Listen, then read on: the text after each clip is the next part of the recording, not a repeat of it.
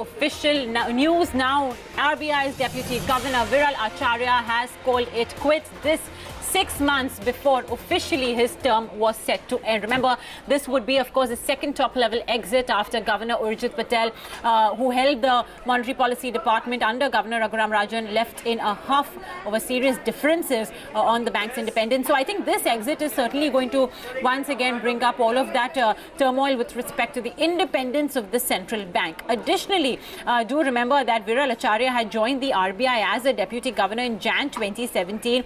He's always been pretty frank about his views as well.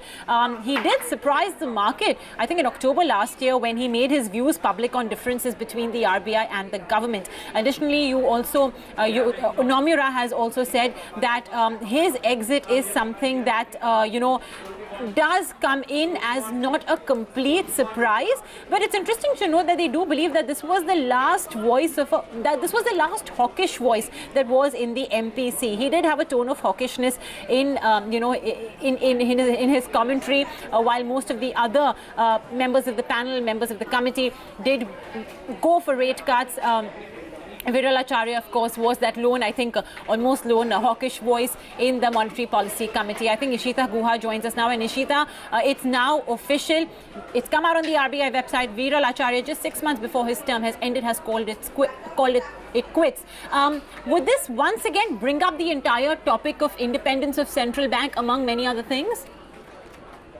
Absolutely. To answer your question, I think this is a time when we need to the central bank again needs to revisit whether their independence and autonomy is being compromised.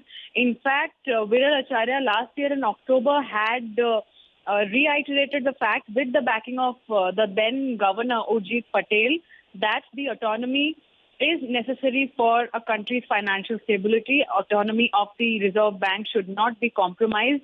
And at that time, it was a tussle between the government and the Reserve Bank of India that led to even Urjit Patel's resignation because of a lot of contentious issues, such as the surplus of transfer of reserve surplus and easing the prompt corrective action norms. And in fact, in the speech that Viral Acharya had delivered, he had also said that the regulator does not have full power and autonomy over public sector banks, and the government on and off interferes and intervenes into those matters. So this could possibly bring up those issues once again. Maybe Viral Acharya, after Urjit Patel's resignation, was not comfortable and was being compromised as far as the power of independence and autonomy of RBI is concerned. But things seem to have ironed out after Shaktikanta Das was appointed as the governor, but maybe internally things were not as smooth as it seemed on the outside, and probably this is the reason why Viral Acharya has quit 6 months before his term is to end, and now the final word has come in from RBI, putting end to all the speculations that have been there since morning. Viral Acharya leaving RBI is a big shocker, but of course give birth to a lot of questions, such as whether this is about the independence and autonomy of RBI that is being compromised from the government's end.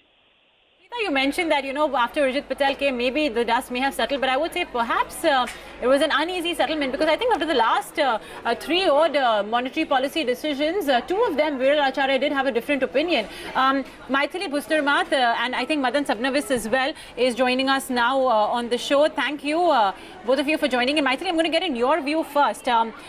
Again, this morning when the news was newspapers and various media reports, the first thing that people pointed to was that hard-hitting speech, that Viral Acharya had made, I think, last year, where he brought about the entire topic of central bank independence, and some would say with the blessings of Urjit Patel. Do you think that his quitting now once again will cause that topic to become the new headlines once again?